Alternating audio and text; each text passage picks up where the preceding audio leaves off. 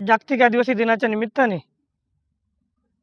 आदिवासी समाजाची कर्मभूमी म्हणजेच आद्य क्रांतिकारक राघोजी भांगरे यांचं जन्मगाव देवगाव या ठिकाणी आम्ही सर्वांनी येऊन विनम्र असं अभिवादन केलं.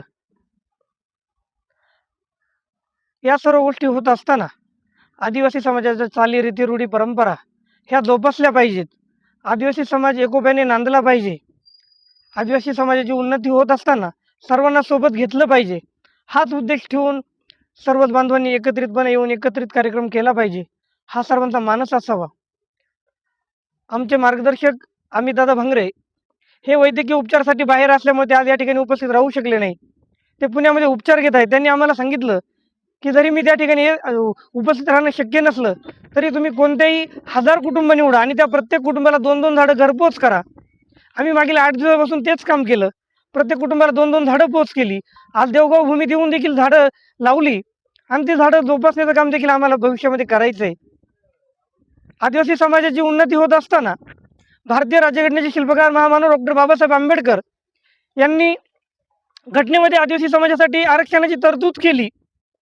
आणि दुसरी गोष्ट सांगत असताना तेवढाच ऊर भरून येतो की या देशाचे महापिता खासदार शरदचंद्रजी पवार साहेब यांनी आदिवासी समाजासाठी राखीव असं बजेट बनवून दिलं की त्या बजेटमुळं आज हा समाज गुण्यागोविंदाने नांदतोय. त्यांना विविध योजना मिळत आहेत. त्यांच्यासाठी आपल्या हक्काचा वाटा त्यांनी काढून ठेवला. परंतु आपण सर्वांनी बघितलं असेल, आत्ता आदिवासी विकास विभागाचा म्हणजे आदिवासी समाजासाठी होणारा निधी हा इतरत्र वळवला जातो. ही फार मोठी शोकांतिका आहे. किमान आदिवासी समाजाच्या हितासाठी असणारा निधी जरी आदिवासी समाजावर खर्च झाला तरी हा मूळ प्रवाहात येत असताना अधिकाधिक भरारी घेईल आणि त्यांचं जीवनमान उंचावेल.